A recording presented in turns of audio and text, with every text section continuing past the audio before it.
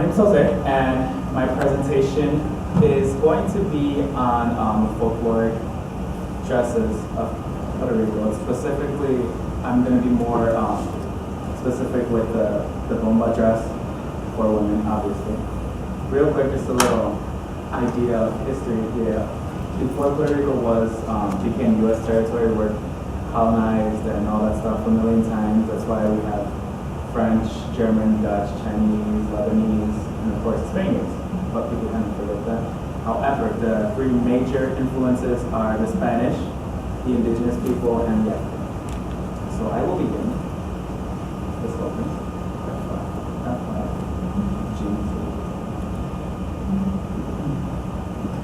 Okay, so I'll begin with the indigenous people. They're called Tainos. There are different Tainos around the world. The classic Tainos are the ones who are from the Caribbean, Puerto Rico, Dominican Republic, Cuba, Haiti. They were considered advanced people because they would have multiple villages. They were governed by chiefs who oversaw social and political functions. They had a whole social system. They had a social class. Just a fun fact I'd like to put out there is that both men and women could be chiefs. It's interesting because that wasn't a problem then, but then the Spaniards came and decided we don't have women or something like that. So,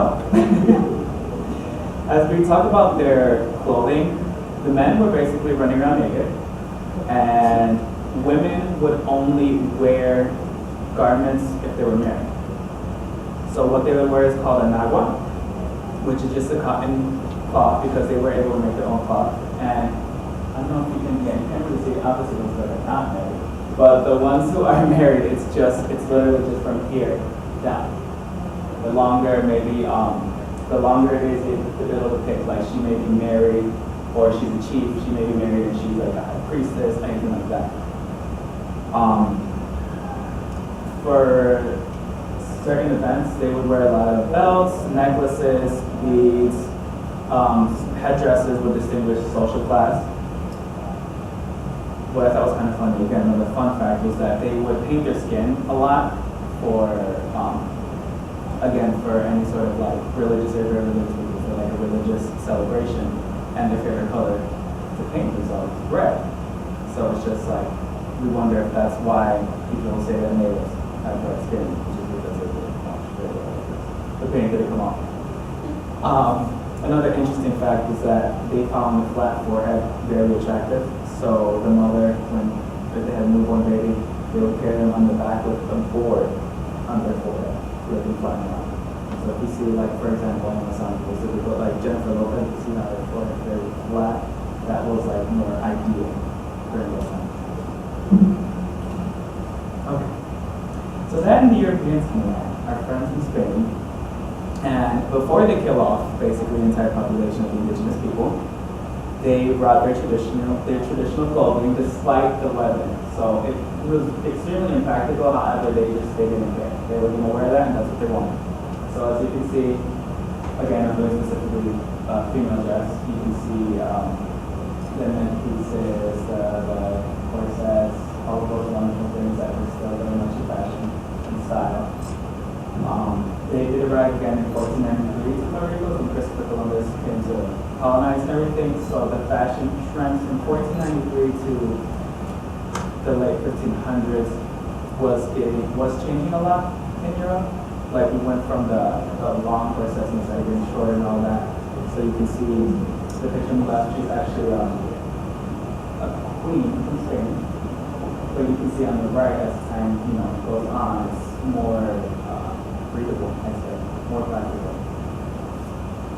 So, our dear friends, the Spaniards, brought along slaves. The majority of the slaves that came to Puerto Rico were from the Yoruba and Igbo tribes from Nigeria and the Bantu from the Guineas.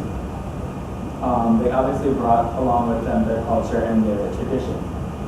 So they had their clothing wearing like little skirts, long skirts, a lot of head wraps, and that eventually mixes with the Spaniard or the European style of clothing. And we'll get to the dress I will present to you later. However, just fun facts, as far as the culture and tradition, they brought a lot of music a lot of dancing and drumming, which we get the bomba from. They brought, they believed in, spirits and all that stuff.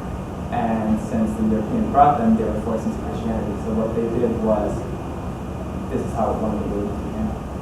What they did was they would hide their deities or their gods behind the faces of the saints. So if you see those candles that you see that everyone prays, those Catholic candles, those are actually Santeria candles. They just don't know that. And the different colors depict different gods, different feelings, anything. So it's like, probably do this.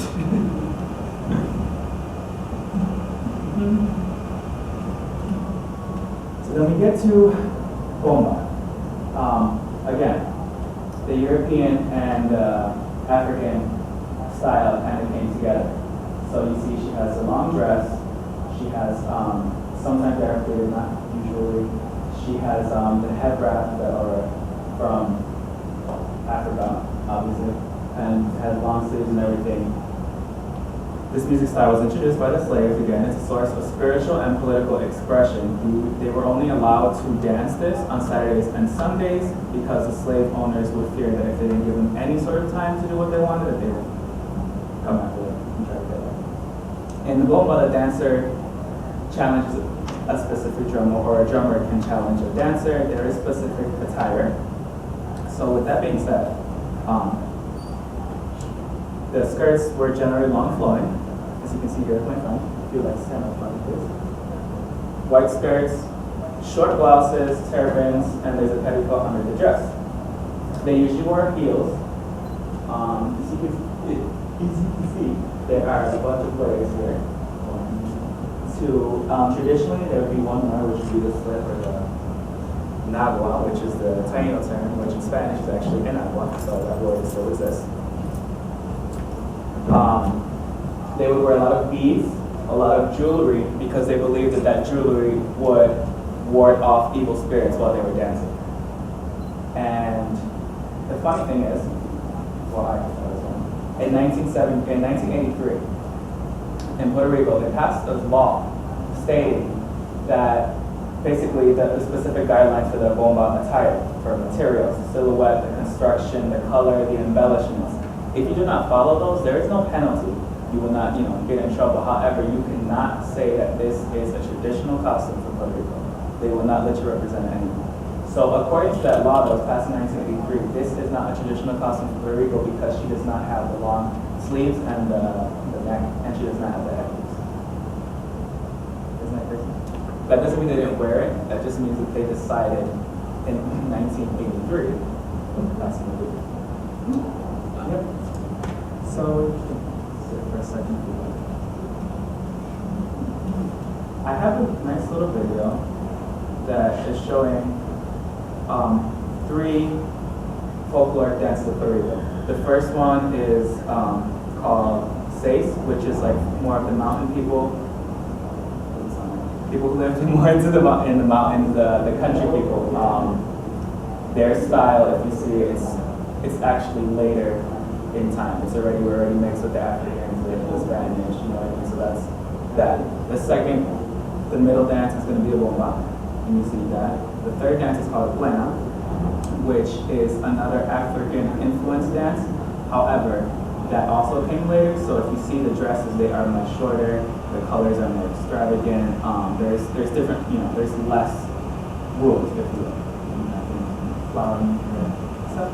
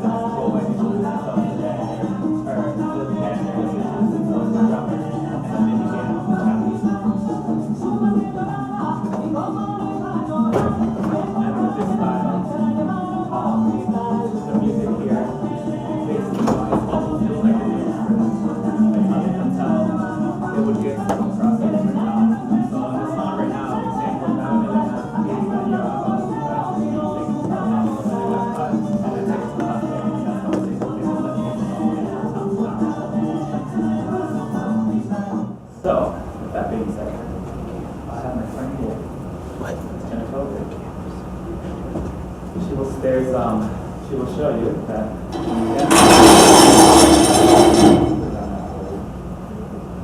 you do in fact have to grab a jacket.